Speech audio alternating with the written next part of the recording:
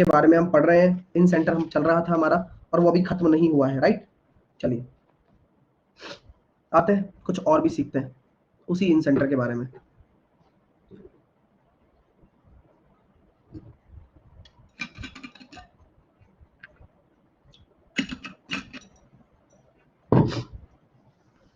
अगर मैं आपसे बात करना चाहूं कि एक राइट एंगल ट्राइंगल है, ये क्या है, एक राइट एंगल ट्राइंगल है।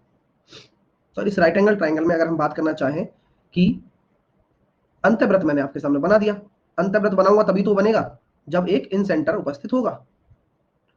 तो इस राइट एंगल ट्राइंगल के अंदर अंतःवृत्त आपने बनाया है, दिख रहा होगा आपको अच्छे से, कोई दिक्कत वाली बात नहीं है।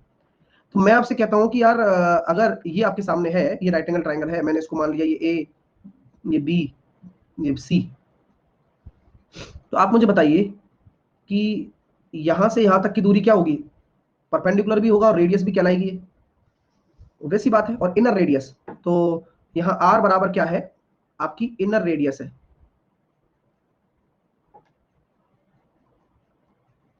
अंतः त्रिज्या।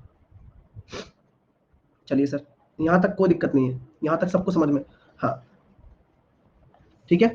हाँ, तो यहां पर आपके सामने क्या है, इनर रेडियस है। रितु कह रही 2 मिनट वेट कर लिया करो, टाइम पर आया करो, है ना, टाइम पर आया करो, आराम से आधे घंटे बाद आओगे तो फिर आधे घंटे तक थोड़ी वेट करेंगे। चलिए, तो यहां पर ये बात समझ में आ गई आपको। इसी प्रकार मैं ये कह सकता हूं, ये भी आपका रेडियस हो जाएगा और ये भी आपका रेडियस हो जाएगा सर, कोई दिक्कत नहीं है। और ये आपका ओ एक आपका इन सेंटर है, राइट। ये मैंने इसको ओ बना दिया और यहां पर ओ क्या है, आपका ये अंतः केंद्र है, इन सेंटर। अब इन सेंटर आपको पता है ना किससे बनता है, सर इन सेंटर एंगल बाइसेक्टर से बनता है, ये तो सर हमें पता है, ठीक है। चलिए, तो अगर यहां पर अगर मैं बात मान लूं कि यहां पर ये पॉइंट आपका क्या है, इसको मैं मान लेता हूं डी, इसको मैं मान लेता हूं ई, इसको मैं मान लेता हूं एफ, तो ये हमारे क्या हो गए, स्पर्श बिंदु हो गए, यानी कि आपके जो टच करने वाले पॉइंट हो गए ये सारे के सारे। किसी को कोई आपत्ति तो नहीं है, चलने दीजिए सर। तो अगर हम इस चीज के बारे में चर्चा कर रहे हैं तो क्या हम ये कह सकते हैं दोस्तों आपसे कि जो आपका सी डी होगा वह आर के बराबर हो जाएगा, आपका जो ईसी होगा वह भी आर के बराबर हो जाएगा, सीडी भी आर के बराबर होगा, है आपका ये अंतः केंद्र है, इन सेंटर। अब इन सेंटर आपको पता है ना किससे बनता है, सर इन सेंटर एंगल बाइसेक्टर से बनता है, ये तो सर हमें पता है, ठीक है। चलिए, तो अगर यहां पर अगर मैं बात मान लूं कि यहां पर ये पॉइंट आपका क्या है, इसको मैं मान लेता हूं डी, इसको मैं मान लेता हूं ई, इसको मैं मान लेता हूं एफ, तो ये हमारे क्या हो गए, स्पर्श बिंदु हो गए, यानी कि आपके जो टच करने वाले पॉइंट हो गए ये सारे के सारे। किसी को कोई आपत्ति तो नहीं है, चलने दीजिए सर। तो अगर हम इस चीज के बारे में चर्चा कर रहे हैं तो क्या हम ये कह सकते हैं दोस्तों आपसे कि जो आपका सी डी होगा वह आर के बराबर हो जाएगा, आपका जो ईसी होगा वह भी आर के बराबर हो जाएगा, सीडी भी आर के बराबर होगा और ईसी भी आपका आर के बराबर होगा, जैसा कि यहां दिख रहा है। कोई दिक्कत? चलिए, अगर मैं आपसे बात करूं कि यहां पर आपका ओ ई परपेंडिकुलर होगा एसी पर, एवं ओ ई परपेंडिकुलर होगा आपका एसी पर, और ओ डी परपेंडिकुलर होगा आपका बीसी पर। क्लियर है? कोई दिक्कत हो रही है किसी को? भाई आर ही तो होगा, क्योंकि ये भी आपका आर है, इसके सामने यह एक तरीके से क्या बन गया, एक स्क्वायर बन गया। सिंपल सा लॉजिक की बात कर रहे हैं हम तो, ठीक है ना। हाँ, एक तरीके से स्क्वायर बन गया, ये आर है, ये आर होगा, ये भी आर है, तो नीचे वाली भुजा भी आर होगी आपकी। तो आपको एक चीज दिख रही है क्या कि सर आपका जो डीबी होगा वो कितना होगा, डीबी, तो ए के सामने की भुजा ए है, ए के सामने की भुजा ए है, तो क्या हम कह सकते हैं कि ये ए माइनस आर के बराबर हो जाएगा। दिख रहा है सर, डीबी हमारा जो होगा वह ए माइनस आर के बराबर हो जाएगा। किसी को दिक्कत नहीं, चलने दीजिए। अगर ये a माइनस आर के बराबर हो गया तो यहां पर ये किसके बराबर हो जाएगा, b के सामने की भुजा b है, तो b माइनस आर के बराबर हो जाएगा, ऊपर वाला ए ई। ऑब्वियसली मैं लिख देता हूं, हालांकि आपको थोड़ा अच्छे से क्लियर होगा कि भाई सर ओडी बराबर अगर आर है तो आपने ईसी को भी उसी के बराबर कर दिया। इसी प्रकार अगर मैं लिखता हूं ओ ई बराबर आपका आर है तो आपने सी डी को भी इसके बराबर कर दिया। आपने डीबी को जब निकाला ना तो आपने बीसी माइनस सी डी कर दिया, यानी कि बीसी कितना था, ए के सामने की भुजा ए माइनस आर, और डीबी और आपने ए ई कितना कर दिया सर, AE आपने AC माइनस EC कर दिया, है ना, और AC कितना था, B के सामने की भुजा B माइनस R। सुजीत पढ़ाई कर लो, ब्लैक मत लिखो, ये मत लिखो, ठीक है ना, पढ़ाई करो डियर, ठीक है। चलिए, तो आपको एक चीज पता होगी, और वो प्रॉपर्टी बहुत खास है। वो प्रॉपर्टी क्या है, किसी भी सर्किल में बाह्य बिंदु से, बाहर के बिंदु से खींची गई क्या दोनों स्पर्श रेखाएं बराबर होती हैं? यानी कि अगर ए अगर आपका आउटसाइड पॉइंट है, तो क्या मैं कह सकता हूं कि जो मेरा ए ही होगा वह मेरा ए एफ के बराबर होगा? Obviously, होगा, इसमें कोई दो राय नहीं है, आराम से आप देख सकते हैं, कोई इशू वाली बात नहीं है इसमें, ठीक है माय डियर। इसी प्रकार मैं यहां भी कह सकता हूं क्या? हाँ, कह दीजिए कि सर आपका जो BD होगा वह आपका BF के बराबर होगा। ये वाली टेंजेंट इस वाली टेंजेंट के बराबर होगी, क्योंकि ये बाहर के बिंदु से इस अंत्यवृत्त पर खींची गई दो स्पर्श रेखाएं हैं। इसी प्रकार ए बिंदु से AE और AF दो स्पर्श रेखाएं हैं, ठीक है। कमलेश ब्लॉक कर दिया जाएगा परमानेंटली।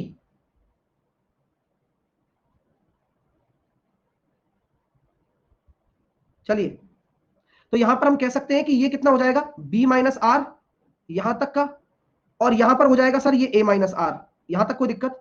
अब सब कुछ निकल गया, सब कुछ। तो यार सिंपल सी बात है, अब इन सभी को जोड़ लो, जोड़ो इन सभी को। तो sir A plus B plus C जो कि परिमाप है वह बराबर आ रहा है R plus A minus R plus A minus R plus B minus R plus B minus R plus R। कोई दिक्कत? मैंने कुछ नहीं किया, मैंने तो इनकी जो डायमेंशन थी कि A के सामने की भुजा A, B के सामने की भुजा B, C के सामने की भुजा C को इस टर्म में लिख दिया। क्लियर? चलिए, AF AE बराबर AF क्यों, AE बराबर AF क्यों बताया हुआ है ना, दोबारा से वीडियो देख लेना, आप लेट आए होंगे, हद आदमी हो यार।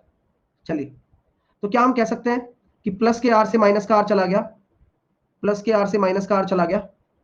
अब क्वेश्चन को सॉल्व करने के लिए हमारे पास क्या क्या बचा हुआ है, प्लस का ए प्लस का ए प्लस का बी प्लस का बी। तो यहां पर हमारे सामने क्या क्या है डियर, यहां से मैं देख रहा हूं कि 2r बराबर ए प्लस बी माइनस सी। तो r बराबर कितना आ गया, ए प्लस बी माइनस सी बटे 2, हैंड्स प्रूफ। और यही तो आप आज तक लिखते आ रहे हो।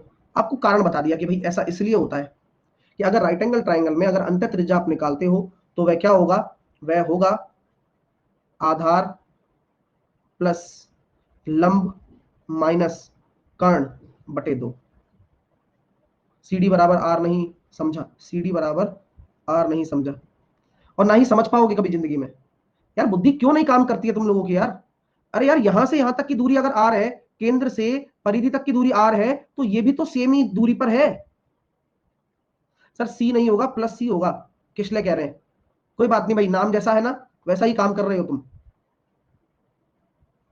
ठीक है। हाँ, सॉल्व करके देखा करो भाई।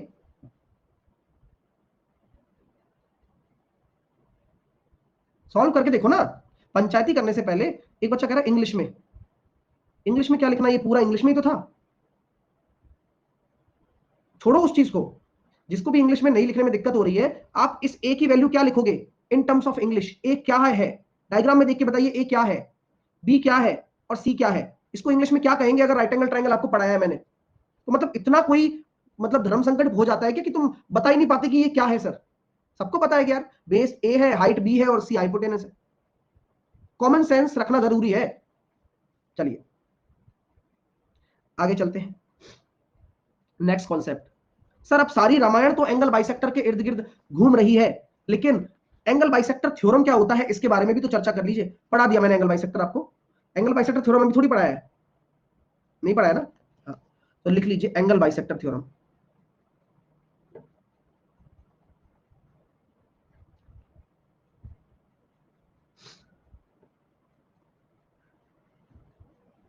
कौन समद्विभाजक प्रमेय?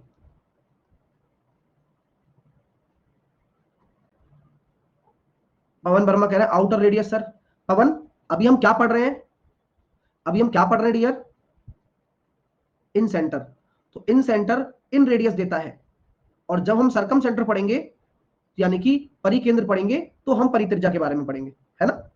Next concept. सर अब सारी रामायण तो एंगल बाइसेक्टर के इर्द गिर्द घूम रही है, लेकिन एंगल बाइसेक्टर थ्योरम क्या होता है इसके बारे में भी तो चर्चा कर लीजिए। पढ़ा दिया मैंने एंगल बाइसेक्टर आपको, एंगल बाइसेक्टर थ्योरम अभी थोड़ी पढ़ाया है, नहीं पढ़ाया ना? हाँ,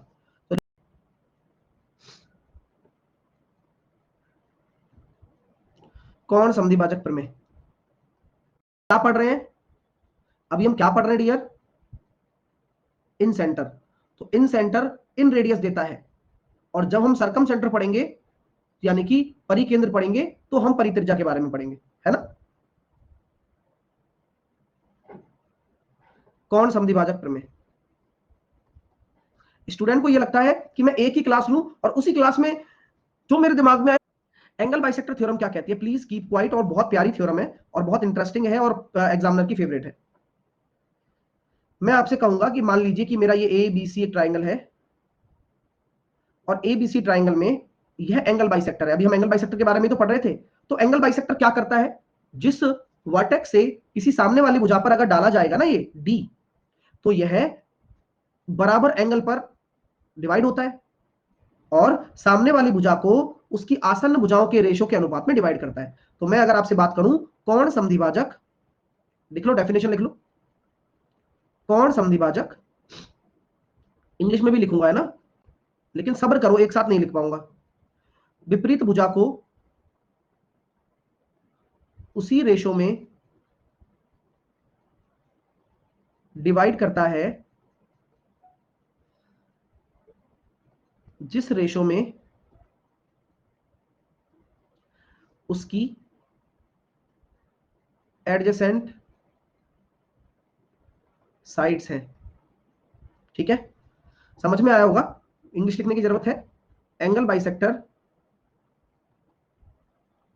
क्या करता है? जो उसकी ऑपोजिट साइड होती है ना, उसको उसी रेशो में डिवाइड करेगा जिस रेशो में उसकी एडजेसेंट साइड्स हैं।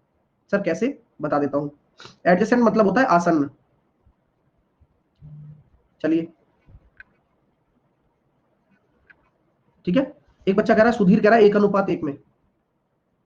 Sudhir, how intelligent you are dear. हाँ, ऐसा कैसे करते हो तुम? हम ये नहीं सोच पाते हैं, थोड़ा मैं स्लो हूं इस मामले में, लेकिन कोई बात नहीं, मैं कोशिश करूंगा अपने आप को इंप्रूव करने की सुधीर। लेकिन अभी आप पढ़ लीजिए प्लीज, है ना?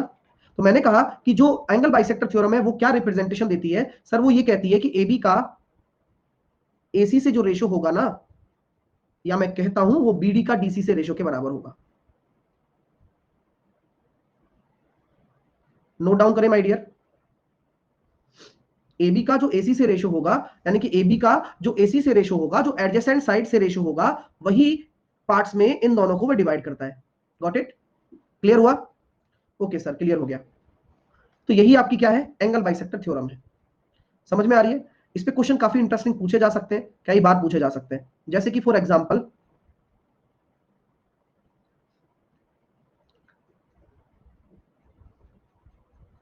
मैंने बोल दिया कि ये आपके सामने एक एबीसी ट्राइंगल है,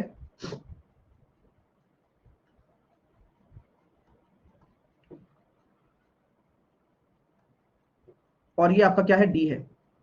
इसको मैंने बोल दिया 8 सेंटीमीटर, इसको मैंने बोल दिया 4 सेंटीमीटर, इसको मैंने बोल दिया 5 सेंटीमीटर। तो एसी क्या होगा? तो कॉमन सेंस लगा के बताएं। और मैं ये बोल रहा हूं कि ये एंगल बाइसेक्टर्स है, तो इसको बताने की जरूरत नहीं है, मैंने बस ये थीटा थीटा लिख दिया, तो आप आराम से समझ सकते हैं। एक मैंने ये ट्राइंगल बनाया एबीसी, इसको लिख दिया मैंने 2 रेशो, इसको लिख दिया मैंने 3 रेशो, और ये डी है और ये एंगल बाइसेक्टर है।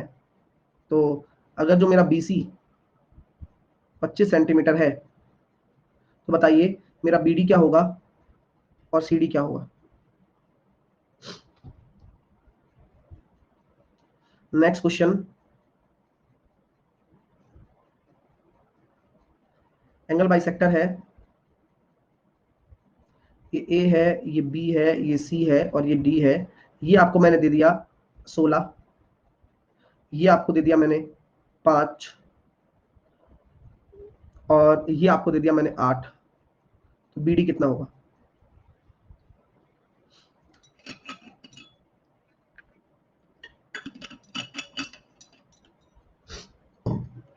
तो यहां तक जो आपके सामने चीजें हैं वो इस प्रकार से हैं और ऐसे चलती रहती हैं। अब एक एक करके करिए। तो क्या हम कह सकते हैं? देखिए कि भाई जिस अनुपात में ये बटा है 4:5 में है ना, तो सेम रेशो में ये दोनों होंगे। तो 4 इससे कैसे रिलेटेड है, 2 टाइम्स, तो ये कैसे होगा 10, मतलब ये भी 2 टाइम्स हो गया। सिमिलर केस में ये अगर 2:3 है, तो जिस रेशो में आपकी एडजेसेंट साइड्स होती हैं उसी रेशो में ये बीडी और डीसी का रेशो भी इतना ही होगा। कॉमन सेंस क्लियर हो रहा है क्या, because of angle bisector theorem.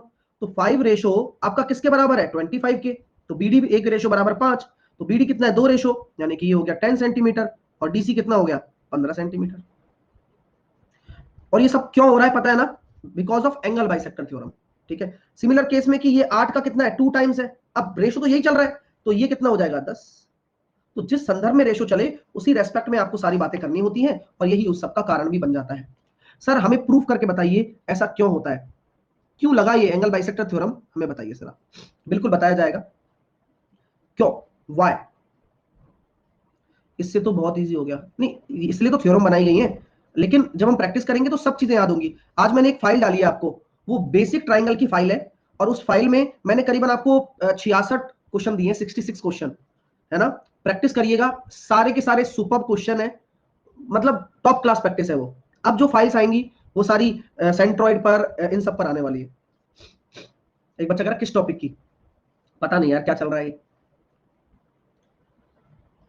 ठीक है, तो हम ये बात कहते हैं ये ए है, ये बी है, और ये सी है।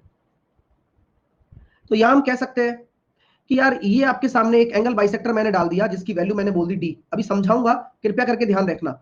आपको पता है, आप बचपन में पढ़े होंगे, हम तो हिंदी माध्यम से पढ़े थे, तो हमारा टीचर कहता था कि अगर किसी भी चीज का प्रूफ करना होता है, तो हम भी मतलब उस पर गुस्सा करते थे, यार क्यों करता है ऐसा, कि भाई हमें कुछ चीज की रचना करनी पड़ती है। वो बोलते कि रचना करो, रचना करो मतलब कुछ भी अपनी मर्जी से आगे बढ़ा दो, ऐसे करवाता था वो।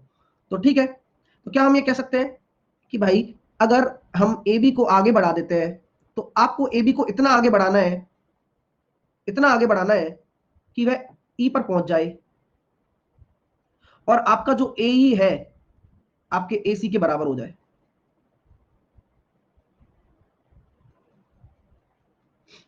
क्लियर है, तो जैसा ऐसे किया जाता था ना, तो हमारे सामने क्या स्थिति आ जाती थी कि भाई अब जबरदस्ती है, मिलाना है तो मिलाते हैं,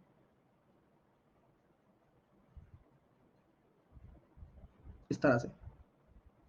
अब ऐसा किया गया, उसके पीछे भी कारण था, अब कारण भी समझते हैं। मैंने मान लिया ये थीटा है, और ये भी मैंने मान लिया थीटा है। आ रही बात समझ में, आप कह रहे हो सर ए ई बराबर आपका ए सी हो जाए, ए ई बराबर आपका ए सी हो जाए, तो आपको दिख रहा है क्या कि यार ये दोनों तो पैरेलल लाइन हो गई, यानी कि सर जी बिल्कुल दिख रहा है कि जो एडी है वह सीई के पैरेलल हो गई।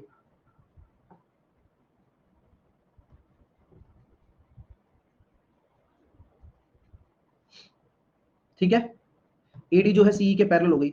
अगर मेरे दोस्तों पैरेलल हो गई है, तो कहानी कुछ इस प्रकार कह सकता हूं क्या कि ये वाला एंगल इस वाले एंगल के बराबर हो गया, हो गया नहीं हो गया, और ये वाला एंगल भी इस वाले एंगल के बराबर हो गया नहीं हो गया। अल्टरनेटिव एंगल देख लो ना, मैं तो सिंपल, ये तो हो गया जेड बन गया, और ये वाला एंगल क्यों बना ऐसा इसके बराबर, corresponding angle, corresponding, you know. ठीक है, तो यार जब ऐसा हो ही गया सारा, तो क्या हम कह सकते हैं कि ये दोनों ट्राइंगल आपस में क्या है, सिमिलर है। तो मेरे प्यारे विद्यार्थियों, जब दो ट्राइंगल आपस में सिमिलर होते हैं, तो कंडीशन क्या होती है सर, उनके करस्पॉन्डिंग रेशियोज बराबर होंगे। जैसे कि अगर आपने इस थीटा के सामने बीडी लिया है, तो इससे बनने वाला थीटा कौन सा था, ये था ना, तो इसके सामने आप क्या लोगे, बीसी लोगे। अब बीसी क्यों लोगे, अगर हम इस ट्राइंगल की बात करें, तो अगर आप बीडी ले रहे हो, तो आपको इसमें लेना पड़ेगा, दो ट्राइंगल ले लेते हैं कोई भी। अच्छा, दो ट्राइंगल ले रहा हूं मैं, कौन कौन से ट्राइंगल ले रहा हूं, ये दोनों ले रहा हूं, है ना, एक ये वाला और एक ये वाला, एक ये वाला और एक ये वाला। तो मैं ट्राइंगल भी लिख देता हूं, ट्राइंगल ए बी सी व ट्राइंगल ए बी सी व ट्राइंगल ए सी ई या ए ई सी। ठीक है ना, हाँ, ट्राइंगल ए बी सी, ये थीटा है, ये थीटा है, ए ई सी ई कितना होगा देखो एक बार। ठीक है, बताओ, ए सी होगा, चलिए देखते हैं, चलो। अगर मैंने मान लिया इसका बी ए ले लिया मैंने, इसका मैंने बी ए ले लिया, तो क्या मैं इसका ए ले लूं, ए? यस। अगर मैं इसका बीडी ले रहा हूं, बीडी, तो मैं क्या इसका डीसी ले लूं? हाँ, कोई दिक्कत नहीं है।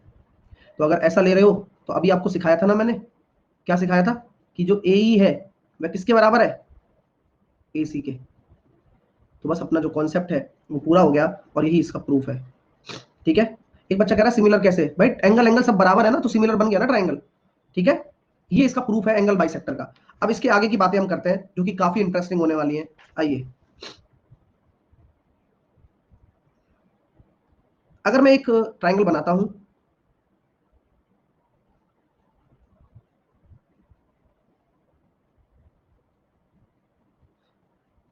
एक डीसी कैसे आया? आपने ट्राइंगल लिया है ना, आपने इसका बीडी ले लिया और ये आपने डीसी ले लिया।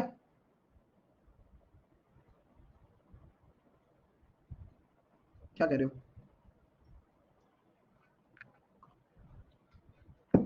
इसी लेंगे ना।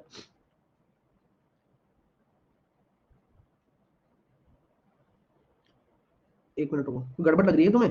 एक मिनट चेक कर लेते हैं, कोई दिक्कत नहीं, दोबारा से देख लेते हैं पूरा।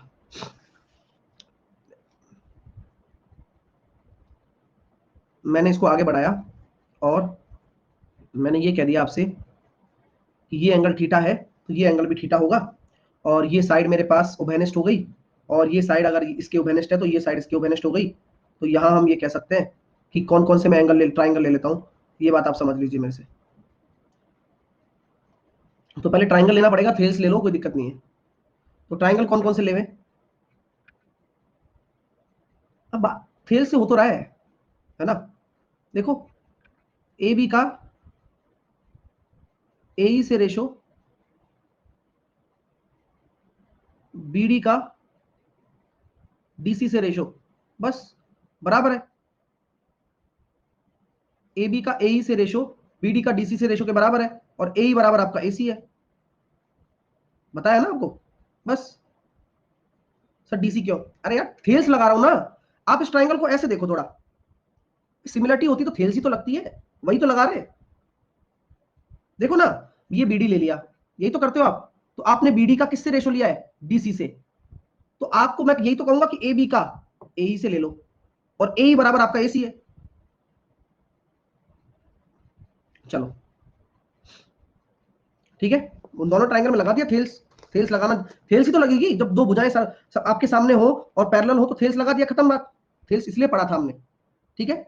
अब क्या बोला जा रहा है कि अगर आपके सामने एबीसी आपका एक ट्राइंगल है, और एबीसी आपका एक ट्राइंगल है, और अंत केंद्र एक, मतलब प्रत्येक कोण समद्विभाजक की दो संलग्न भुजाओं का योग आपका तीसरी भुजा के बराबर होता है, सम्मुख भुजा के समद्विभाजक के बराबर होता है। जैसे कि मैं अगर बनाना चाहूं तो ये मैंने मान लिया, ये भी एक एंगल बाइसेक्टर हो गया। ट्राइंगल कौन कौन से लिया सर आपने? अरे भाई साहब, दो ट्राइंगल ले लो, कोई से भी ले लो। और दो ट्राइंगल कौन कौन से लोगे? दो ट्राइंगल ले लेते हैं थेल्स में। एक ट्राइंगल आप ले लो बी बी ए डी, और एक ट्राइंगल आप ले लो बी ई सी। बस, हो गया। ठीक है, ये दोनों आपस में समरूप है।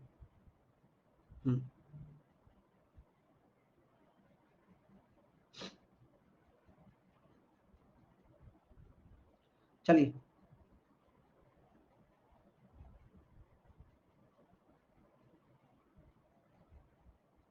यहां पर मैंने कहा कि अभी मैं इन सेंटर के ऊपर बात कर रहा हूं। ठीक है, चलिए, तो क्या हम ये कह सकते हैं कि ये इन सेंटर है, मैंने इसको ओ मान लिया या आई मान लिया, और ए के सामने की भुजा ए है,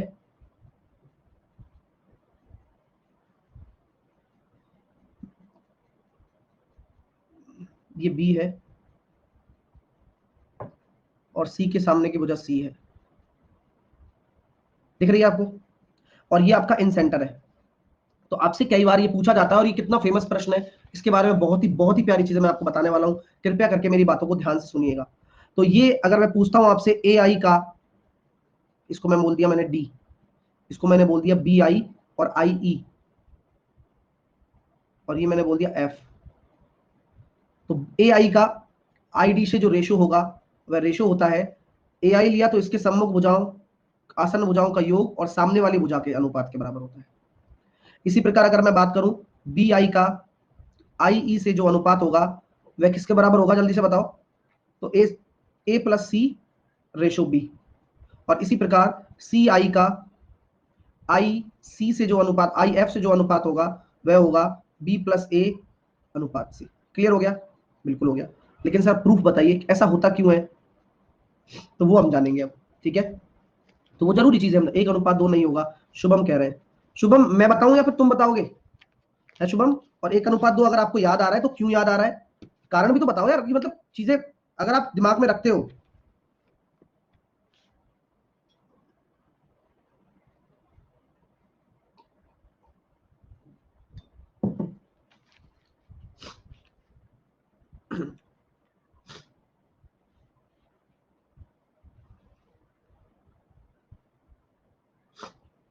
ये हुई ना बीडी का सीडी से जो रेशो होगा वो क्या होगा, बीडी का डायरेक्टली बताएंगे, सीडी से जो रेशो होगा या डीसी से जो रेशो होगा वह किसके बराबर होगा, ऑब्वियसली सी अनुपात बी के। ये हुई ना बात भाई, अभी बताया ना एंगल बाइसेक्टर थ्योरम। तो मैंने ये ले लिया बीडी का जो सीडी से रेशो है वो किसके अनुबराबर होगा, सी अनुपात बी के। मेरे प्यारे विद्यार्थियों, अगर मैं कहता हूं कि दोनों तरफ +1 कर दो, बीडी अपॉन डीसी +1, सी सी अपॉन बी +1। क्यों किया +1? दिमाग लगाने के लिए, जिससे कि मैं लिख दूं कि BD plus DC upon DC ये किसके बराबर है, C plus B upon B. कोई दिक्कत? और बीडी और डीसी कितना हो गया, बीसी अपॉन डीसी, जो कि कितना हो गया, बी प्लस सी अपॉन बी। कोई दिक्कत? सर अपॉन डीसी क्यों हुआ, एक कैसे? नीतीश मेरी बातें सुना करो भाई, फिर तो तुम्हें यह भी लग रहा होगा कि सर अभी एंगल बाइसेक्टर क्यों चल रहा है, ऐसी तो माध्यिका भी बनाई थी आपने। तो ऐसे डाउट अगर रखोगे तो फिर कभी खत्म ही नहीं होंगे। दोनों तरफ एक ऐड किया है, प्रूफ करने के लिए कर रहे हैं हम तो,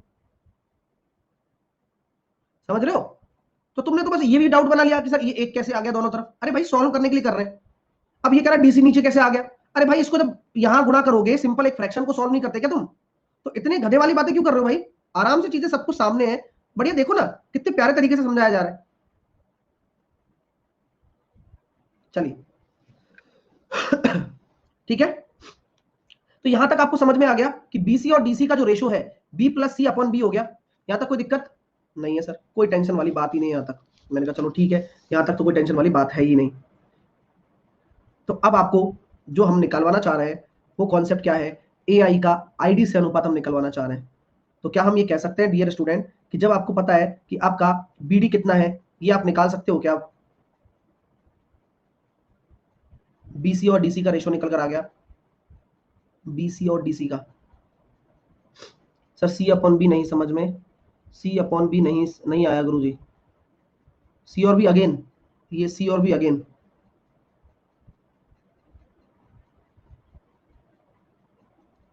ये नहीं आया ना, सी और बी कैसे आया,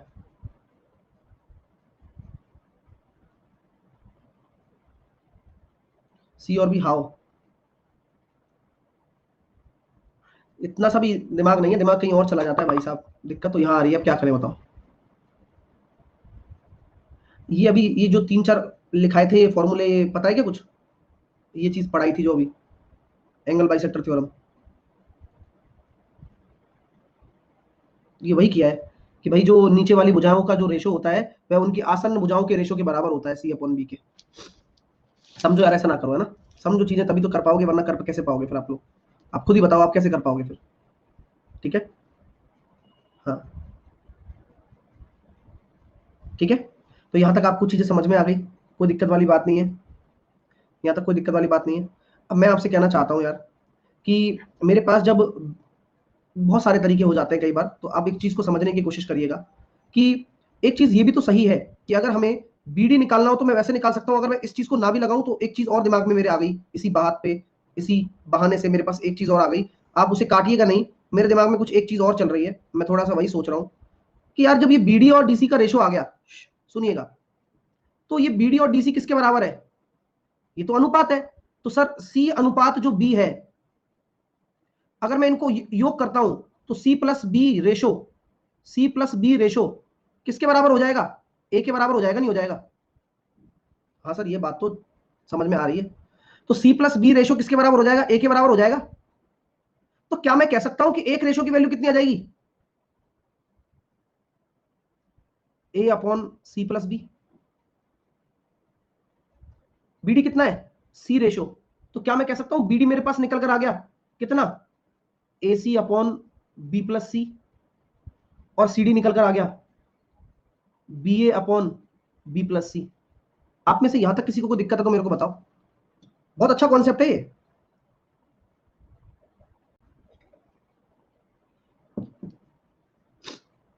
कोई दिक्कत? चलिए सर, यहां तक कोई दिक्कत नहीं आ रही, बढ़िया चल रहा है, कोई टेंशन वाली बात नहीं है। अब जब यहां तक हाँ नहीं आया सी प्लस बी हाउ, अरे रेशो का सम नहीं करते क्या? अगर ये कोई रेशो होता है तो इन दोनों का योग ही तो इसके बराबर होगा, ए के बराबर, क्योंकि ये बीडी और सीडी के अनुपात में है। आप दिमाग लगाओ ना यार। एसी नहीं समझे सर? एसी नहीं समझे? ऐसे ना करो यार। एंगल बाइसेक्टर थ्योरम के अनुसार लगा रहे सारी चीजें। बाउंस हो रहा है, अरे भाई ध्यान दो, बाउंस होता रहेगा फिर। इतना प्यार से समझाया है। अरे भाई ये पूरा ए है, ये पूरा ए है, तो मैं यही तो कह रहा हूं कि सी प्लस बी जो रेशो होगा वो ए के बराबर होगा। एक रेशो की वैल्यू ए अपॉन सी प्लस बी होगी। तो ये बीडी किस रेशो में है? बीडी केवल सी रेशो में है ना, सी रेशो में एक रेशो की वैल्यू कितनी है? ए अपॉन सी प्लस बी। तो ये हो गया ए सी अपॉन बी प्लस सी। और ये कितना हो जाएगा? बी ए अपॉन बी प्लस सी। क्लियर है? बी ए अपॉन बी प्लस सी। चीजें क्लियर हो रही है या नहीं हो रही है? तो ये कॉन्सेप्चुअली आप चलिए यहां से, चलिए। तो यहां तक आप में से किसी को कोई आपत्ति तो नहीं है? नहीं है सर। अगर मैं बात करना चाहूं तो क्या मैं आपसे कह सकता हूं ए आई और आई डी का जो रेशो है वह बराबर हो जाएगा ए बी और बी डी के रेशो के? यस और नो? प्लीज देखिए एक बार आप, प्लीज देखिए एक बार आप।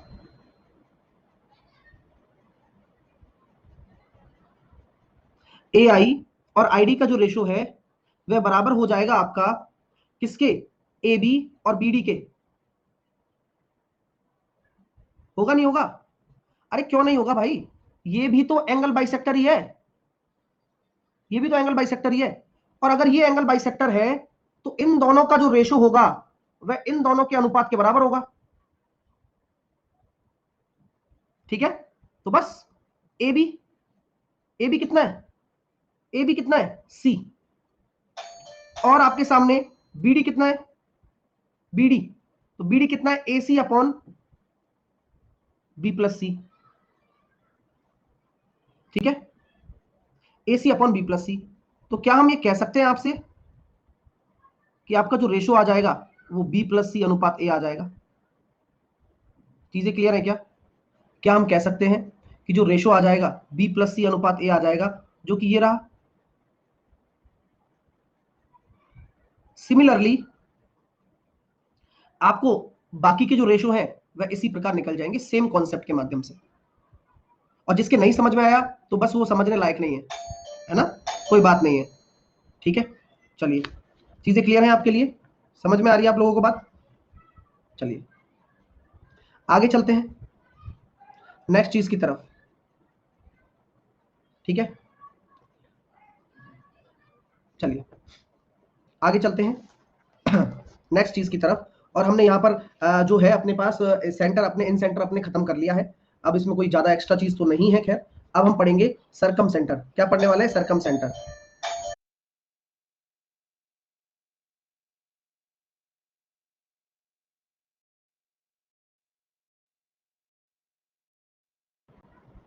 फालतू में, अरे कोई किसी दूसरे फ्लैट का सामान देने यहाँ पे घंटी बजा रहा है। मैंने कहा था भाई, जो मेरे नॉन होते हैं, मतलब जो जानकार है, जो भी है, उनको पता है भाई 5 से 6 क्लास चलती है, तो कोई भी ऐसे तो नॉन तो नहीं हो सकता था। बोला कि आंटी ने सामान भेजा केंद्र।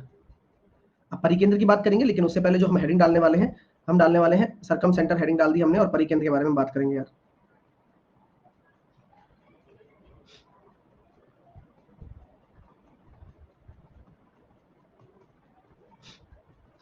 चलिए, तो खामोखा अपने सामने काफी सारी चीजें आ गई अचानक से, है ना। चलिए कोई बात नहीं, वो भी बेचारा मान ही नहीं रहता है, लगातार दमादम दमादम भाई। तो आपके सामने एक सरकम सेंटर है, और ये ए है, ये बी है, और ये सी है।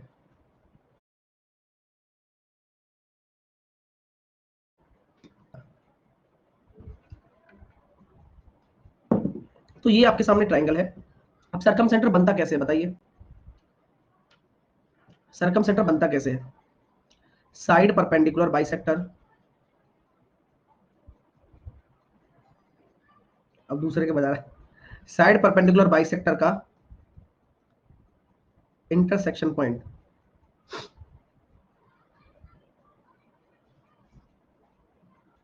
यानी कि लंब समद्विभाजक, लंब समद्विभाजक का प्रतिच्छेदन बिंदु।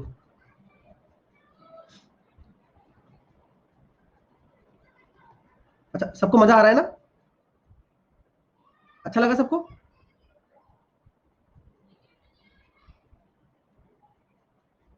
अब पढ़ाई कर लो यार, है तो पकड़ के बैठने से कोई मतलब नहीं निकलता। तुम एक ही चीज को पकड़ के बैठ जाते हो बस, एक ही चीज को पकड़ के बैठने से कोई मतलब नहीं निकलता। तुम एक ही चीज को पकड़ के बैठ जाते हो बस, अब उसी की बातें चलने चालू हो जाती हैं। चलो चलिए, तो लंब समद्विभाजक का जो इंटरसेक्शन पॉइंट होता है वो आपका परिकेंद्र कहलाता है। इसके बारे में जानकारी बहुत प्यारी होने वाली है हमारे पास। बोले सर कैसे? बोले यार देखो, लंब समद्विभाजक क्या होता है कि अगर आप किसी साइड पर ये डाल रहे हो परपेंडिकुलर, और आपने इस साइड पर कोई परपेंडिकुलर डाल दिया, तो इन तीनों परपेंडिकुलर के जो बाइसेक्टर का जो इंटरसेक्शन पॉइंट होगा, वही आपका क्या कहलाएगा? सरकम सेंटर कहलाएगा।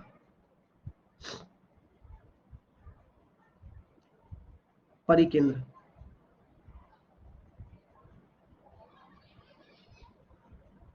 ठीक है, क्या कहलाएगा? परिकेंद्र कहलाएगा। अब मैं आपसे हमेशा कहता हूं कि बोल रहा हूं ना साइड परपेंडिकुलर बाइसेक्टर, यानी कि अगर ये परपेंडिकुलर है तो मैं इसको मान लेता हूं कि ये ए, ये डी हो गया, ये ई हो गया, और ये एफ हो गया। मेरे प्यारे विद्यार्थियों, आप मुझे बताइए, क्या ए एफ बराबर बी एफ होगा? क्या मैं कह सकता हूं ए डी बराबर डी सी होगा?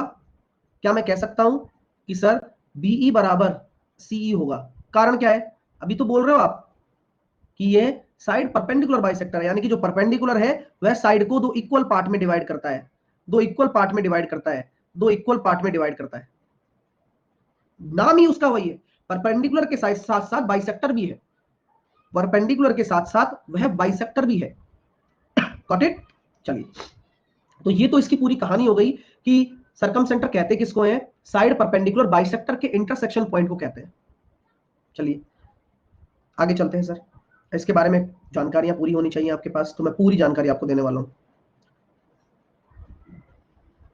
तो मैंने आपसे बोला कि ये ए है, ये बी है, ये सी है। अगर ये आपका केंद्र है, और ये केंद्र कौन सा? परिकेंद्र। तो माय डियर स्टूडेंट, अब परिकेंद्र है तो आप जानते हैं कि इससे तो इसका कोई रिलेशन नहीं है, लेकिन इससे शीर्ष तक की दूरी क्या होगी बताओ?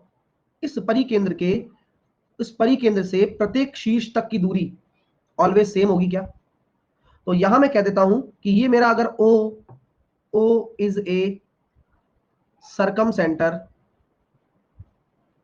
ओ अगर एक परिकेंद्र है, तो क्या मैं कह सकता हूं ओ ए बराबर ओ बी बराबर ओ सी होगा, और ये कैपिटल आर के बराबर हो जाएगा। काहे? क्योंकि सर ये कैपिटल आर के बराबर इसलिए हो गया ना, क्योंकि अगर आप परिवृत्त की बात कर रहे हो, सरकम सर्किल की बात कर रहे हो, तो सरकम सर्किल तो बनेगा ही ऐसे।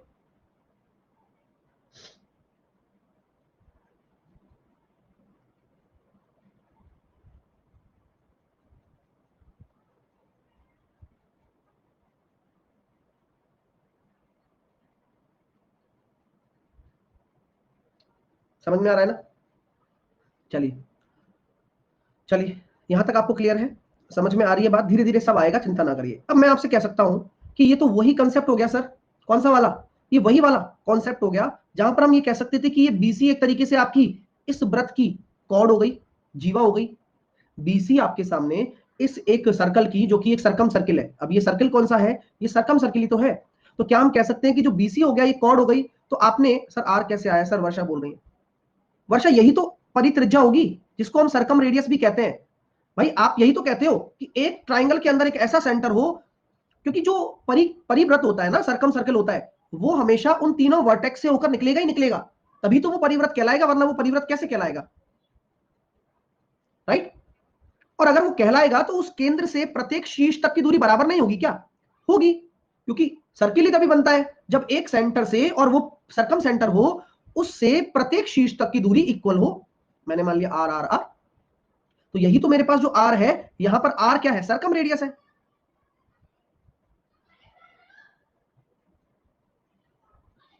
परिकेंद्र है। चलिएगा, तो क्या हम कह सकते हैं कि इस जीवा द्वारा केंद्र पर बना हुआ कोण, इस जीवा द्वारा किसी भी सर्किल की परिधि पर बने हुए कोण का क्या होगा? डबल होगा। यानी कि ये एंगल आपका कितना हो जाएगा? 2a। इसी प्रकार क्या हम कह सकते हैं एंगल BOC निकल कर आ गया सर 2a, तो इसका प्रूफ बहुत आसान हो गया। ठीक है, इसके साथ साथ अगर आगे हम बात करें, एंगल BOC हमने निकाल दिया, अगर मैं बात करना चाहूं एंगल AOB की, ठीक है, एंगल AOB की, तो क्या हम ये कह सकते हैं कि एंगल AOB कितना हो जाएगा? 2C, और एंगल AOC कितना हो जाएगा? 2B। क्लियर है भाई साहब? यहां तक आपको समझ में आ गया सबको, जो भी मैं चीजें बता रहा हूं? किसी को कोई प्रकार का डाउट तो नहीं है? होना भी नहीं चाहिए, चलेगा भी नहीं। सही है सर। चलिए, अब मैं आगे बात करना चाहता हूं इस बारे में थोड़ी सी आप लोगों से, और देखते हैं कि भी किस तरह से निकल के आती हैं चीजें।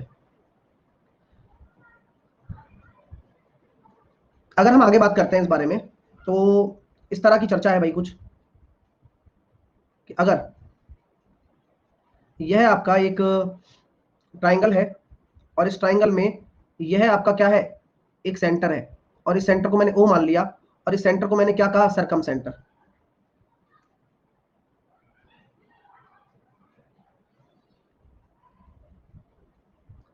अब मैं जब इसको सर्कम सेंटर बोल देता हूं ना, तो आपको कुछ नहीं कहना है फिर, क्योंकि O मेरा जो यहां पर है, O is a circum centre, यानी कि यह आपका क्या है? एक परिकेंद्र है। अगर ये परिकेंद्र है मेरे दोस्तों, तो क्या मैं कह सकता हूं कि सर ये बराबर होंगे इसके, और जो कि आर के बराबर होगा? अब आपके सामने क्या है भाई? ए के सामने की भुजा A, बी के सी के सामने की भुजा C, और बी के सामने की भुजा B।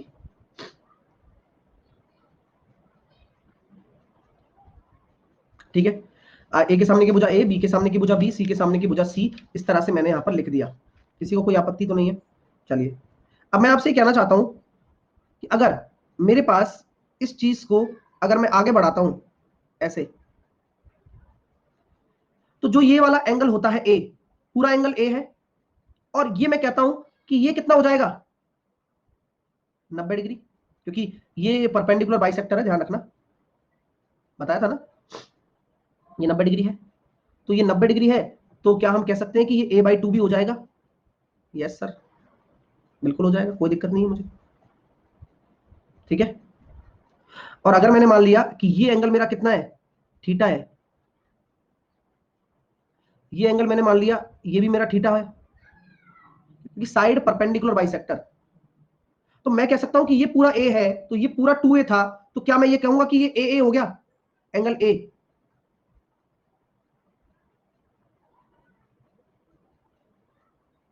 Angle A, angle A।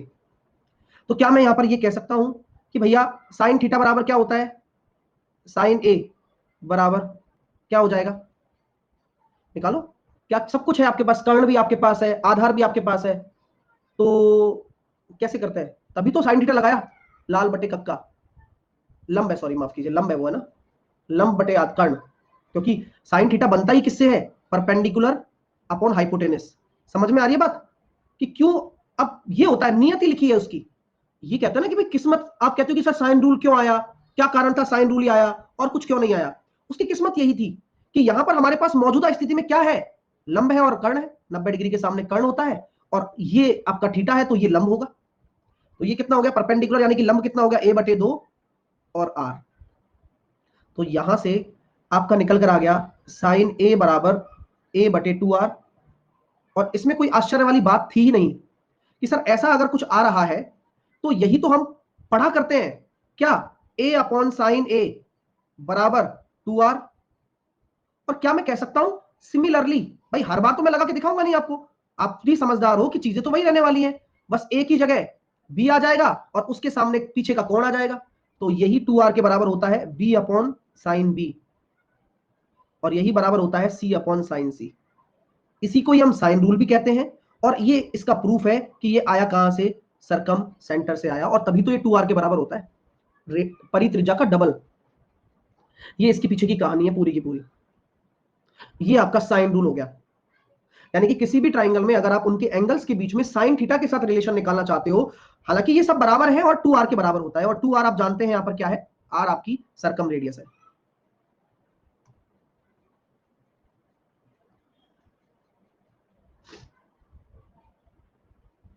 परित्रिज्या है। कॉन्सेप्ट क्लियर हो गया भाई? देखो कॉन्सेप्ट बहुत अच्छे से क्लियर होने चाहिए, उद्देश्य यही है हमारा। सर 2r हाउ, बच्चों वाली बातें क्यों करते हो? 2r हाउ, ये मैं जो प्रूफ करता हुआ आ रहा हूं, आप उसको फॉलो तो करा करो। आप फॉलो अप क्यों नहीं लेते हो चीजों का? आपको लग रहा है कि 2r कैसे लिख दिया सर ने? अरे सर तो ऐसे लिख ही नहीं सकते ना भाई, यहां प्रूफ देखिए ना आप पहले, आप वहीं से चलिए ना। आपको कहां समझ में नहीं आया 2r क्यों आया? तो आप देखिए कि सर ने 2r लिखा कैसे है। परपेंडिकुलर अपना a/2 है और ये r है, तो a/2r, खत्म बात। ठीक है, हाँ 2a कौन, हाँ ठीक है डियर स्टूडेंट्स, यहां तक क्लियर हो गया सबको? चलिए अब कल हम इसकी कौन, हाँ ठीक है डियर स्टूडेंट्स, यहां तक क्लियर हो गया सबको? चलिए अब कल हम इसकी सरकम सेंटर को खत्म कर लेंगे, और उसके बाद हमारे पास केवल एक ऑर्थो सेंटर बचेगा। फिर कल ऑर्थो सेंटर भी खत्म करके फिर हम स्टार्ट करेंगे सिमिलरिटी और कॉन्ग्रुएंसी। ठीक है माय डियर, इसके एक दो प्रूफ है। अभी तो हम सरकम रेडियस निकालना सीखने वाले हैं। आर बराबर क्या होगा, A B C upon 4 delta. ये कैसे आया, इसका प्रूफ क्या है सर, और हम इसे कैसे आसानी से समझ सकते हैं। हालांकि आपको आता है कैसे, देखो अभी जस्ट आपने ये निकाला है ना। अगर मैं आपसे कह दूं कि इसी ट्राइंगल का आप मुझे एरिया निकाल के बताएं, इसी ट्राइंगल का आप मुझे एरिया निकाल के बताएं। 2a नहीं पता चला सर, कोई बात नहीं, नहीं पता चला तो कुछ नहीं कर पाएंगे डियर। 2a कहीं है ही नहीं, 2r है वो। ठीक है, हाँ ये कौन है भाई साहब, ये इन सब बच्चों के सब नाम याद रहते हैं ना, मेरे को ध्यान रखना पहले।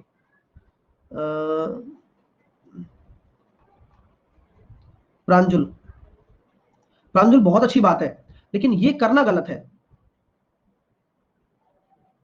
ना डियर? बहुत अच्छी बात है लेकिन ये करना गलत है ऐसे। क्यों? क्योंकि आपको पता है कि, ठीक है ना, अब चलिए थोड़ा समझते हैं। मैं आपसे कहता हूँ यार कि मुझे तो ट्राइंगल का एरिया निकालना है, अब मेरे को तो निकाल के बताओ। तो सर कैसे निकालेंगे बताओ? तो आपको आसन्न भुजाएं पता है इस ट्राइंगल के एरिया की, आसन्न भुजाएं पता है 1/2 आधार इंटू ऊंचाई। आप हाइट निकाल सकते हो क्या? आप नहीं निकाल सकते, तो लेकिन आपको ये तो पता है कि यहाँ पर हमारे सामने कितना है, 1/2। अगर हम साइन थीटा की वैल्यू रख दें तो साइन थीटा की वैल्यू में क्या रख सकता हूँ यहाँ से, a/2r। और अगर मैं वहां से साइन थीटा की वैल्यू रखूं तो आप क्या रख पाएंगे, bc/a। तो वो क्या बन जाएगा, abc/4 डेल्टा, r बराबर। इसका प्रूफ करेंगे पूरा डिटेल में कल। ठीक है, चलिए तो मिलते हैं फिर कल, और आपको शिवरात्रि की हार्दिक शुभकामनाएं सभी विद्यार्थियों को। चलिएगा, टेक केयर, बाय बाय।